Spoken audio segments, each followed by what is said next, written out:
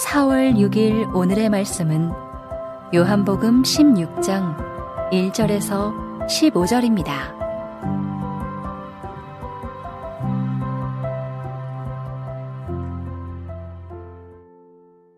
내가 이것을 너희에게 이름은 너희로 실족하지 않게 하려 함이니 사람들이 너희를 출교할 뿐 아니라 때가 이르면 무릇 너희를 죽이는 자가 생각하기를 이것이 하나님을 섬기는 일이라 하리라. 그들이 이런 일을 할 것은 아버지와 나를 알지 못함이라. 오직 너희에게 이 말을 한 것은 너희로 그 때를 당하면 내가 너희에게 말한 이것을 기억나게 하려 함이요.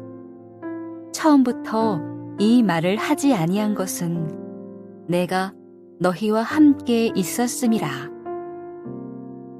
지금 내가 나를 보내신 이에게로 가는데 너희 중에서 나더러 어디로 가는지 묻는 자가 없고 도리어 내가 이 말을 함으로 너희 마음에 근심이 가득하였도다. 그러나 내가 너희에게 실상을 말하노니 내가 떠나가는 것이 너희에게 유익이라. 내가 떠나가지 아니하면 보혜사가 너희에게로 오시지 아니할 것이요 가면 내가 그를 너희에게로 보내리니 그가 와서 죄에 대하여 의에 대하여 심판에 대하여 세상을 책망하시리라. 죄에 대하여라 함은 그들이 나를 믿지 아니함이요 의에 대하여라 함은 내가 아버지께로 가니 너희가 다시 나를 보지 못함이요 심판에 대하여라 함은 이 세상 임금이 심판을 받았음이라. 내가 아직도 너희에게 이를 것이 많으나 지금은 너희가 감당하지 못하리라. 그러나 진리의 성령이 오시면 그가 너희를 모든 진리 가운데로 인도하시리니 그가 스스로 말하지 않고 오직 들은 것을 말하며 장래 일을 너희에게 알리시리라.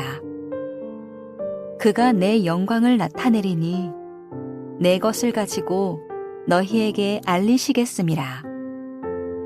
무릇 아버지께 있는 것은 다 내 것이라. 그러므로 내가 말하기를 그가 내 것을 가지고 너희에게 알리시리라.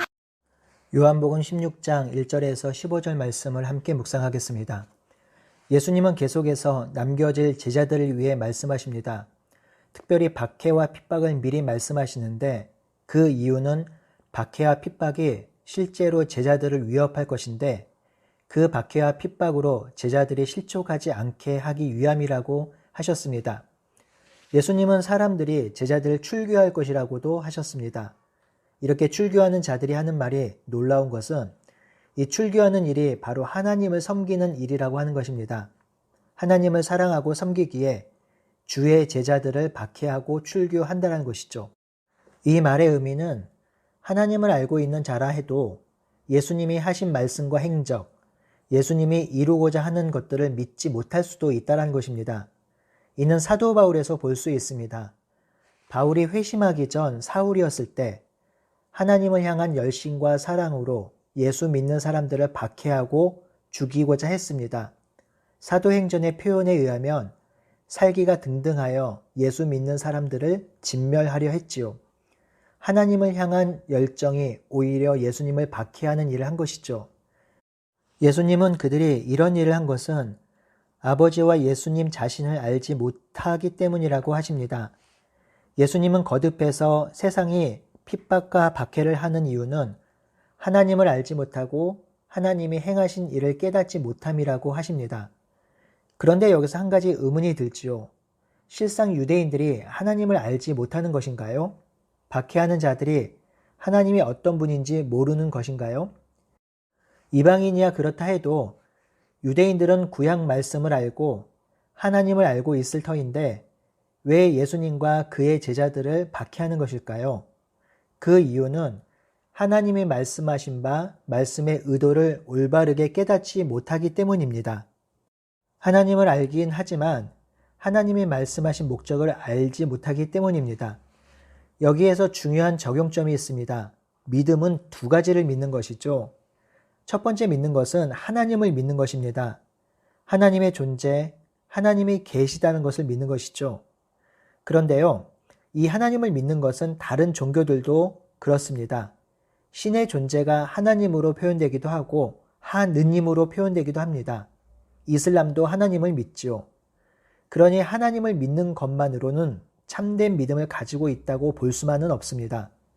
그렇기에 우리가 믿을 때에 무엇을 믿는지가 중요합니다. 그래서 두 번째 믿어야 하는 것은 믿어야 할 내용을 정확히 알고 믿어야 하는 것입니다. 믿어야 할 내용은 하나님께서 그리스도를 통해서 하신 일, 그리고 행하실 일을 아는 것이고 믿는 것입니다. 즉 믿음의 내용, 믿음의 본질을 제대로 알고 진실하게 믿어야 하는 것이죠. 그렇게 우리는 하나님의 말씀을 읽고 묵상하는 일을 진중하고 제대로 해야 하는 것입니다.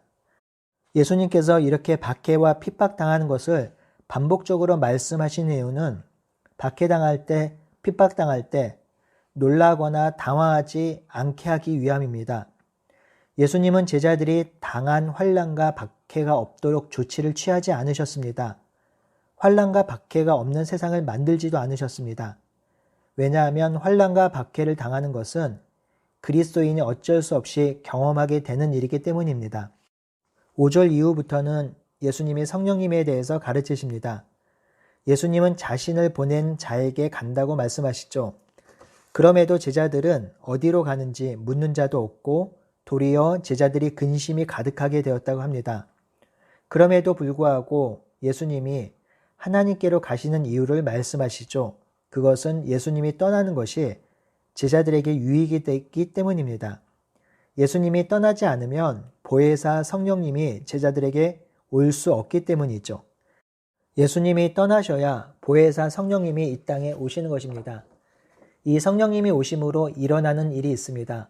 그것은 성령님이 세상에 대해서 심판을 선언하시고 세상을 책망하시는 것입니다. 성령님은 성도들에게 조력자, 도움을 주시는 분이긴 하지만 세상에 대해서는 심판을 선언하는 분입니다.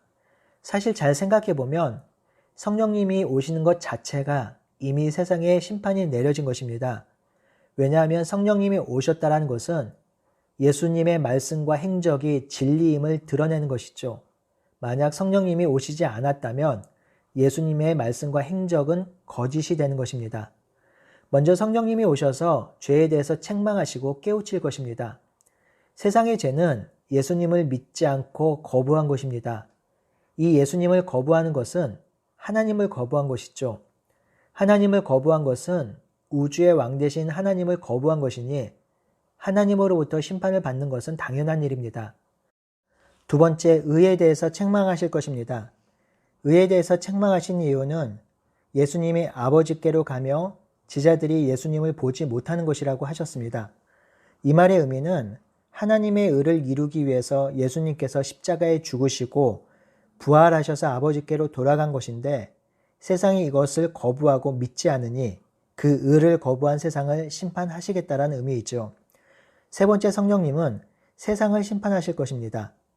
성령님은 하나님을 거부하고 왕의 자리에 앉은 세상과 권세, 그리고 이 일을 조장하여 이룬 사탄의 권세에 대해 심판을 선포하시고 종국에는 세상을 심판하실 것입니다. 성령님이 오시면 보혜사로서 제자들의 위로가 되며 힘이 되는 것은 물론이거니와 하나님을 거부한 세상에 대해 심판을 선포하시고 그들의 죄악을 드러내실 것입니다. 예수님을 거부한 것, 의로우신 예수님을 죽이고 불의를 선택한 것, 왕이신 하나님을 거부하고 스스로 왕의 자리에 앉은 세상과 권세와 사탄을 책망하시고 심판하실 것입니다. 우리는 이 성령의 역사와 사역을 마음속에 새기며 붙들어야 합니다. 분명히 말씀드리지만 이 세상은 예수 그리스도의 재림으로 완전한 하나님의 나라가 임할 것입니다. 뿐만 아니라 예수와 연합된 자는 이 말 하나님 나라에 알맞은 몸으로 변화될 것입니다. 먼저 죽은 자들이 일어나서 더불어 함께 존재할 것입니다. 하지만 하나님을 거부한 세상과 거부한 존재들은 심판 아래 놓이며 궁극적으로 소멸될 것입니다. 그러니 하나님을 등진 세상을 부러워할 이유도 없고 그것을 향해서 달려갈 이유도 없습니다. 비록 이 세상이 하나님을 모르기에 주의 백성을 핍박하고 박해하지만 그것은 제한적입니다. 그것은 한계가 있습니다. 결국 주의 백성이 승전가를 부르며 하나님의 나라에 영원히 거하게 될 것입니다. 12절에서 15절은 제자들을 향한 성령님의 사역을 말씀하십니다. 예수님은 지금 더 많은 말씀을 하시고 가르칠 수 있지만 지금은 제자들이 그것을 감당할 수 없으니 성령께서 오셔서 더 많은 것을 말씀하신다고 합니다. 본문에서 예수님은 이러한 성령의 사역을 두 가지로 말씀하시는데요. 첫 번째는 진리를 말씀하신다고 합니다. 그런데 예수님은 성령님이 말씀하신 진리는 들은 것, 즉 예수님 자신이 하신 말씀이라고 합니다. 성령님은 새로운 것을 말씀하신 분이 아니라 예수님이 말씀하시고 가르치는 것을 전하십니다. 예수님이 말씀하시고 가르치는 것이 진리이기 때문입니다.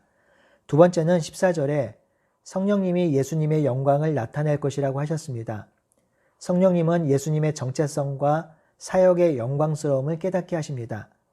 이것이 성령의 사역과 역할입니다. 하나님의 일을 이루신 예수님의 말씀을 깨닫게 하시고 그 말씀이 이루어지도록 조력하시는 분입니다. 또한 그 말씀이 이 땅에 이루어지고 성취되도록 이 땅에서 사역하는 예수 그리스도의 제자들을 돕고 인도하고 계십니다. 이것이 성령님의 사역이지요. 성령님은 무색, 무취입니다. 자신을 드러내는 법이 없습니다. 오직 예수 그리스도의 영으로 예수 그리스도를 드러내며 예수님이 남겨놓은 사명을 이루십니다.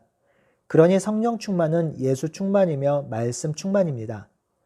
이러한 성령님의 사역을 잘 이해하고 믿음으로 성령님과 동행하며 성령님이 주시는 능력과 사랑으로 오늘 하루도 살아가시는 저와 여러분들이 되시기를 간절히 바라고 소원합니다. 아멘.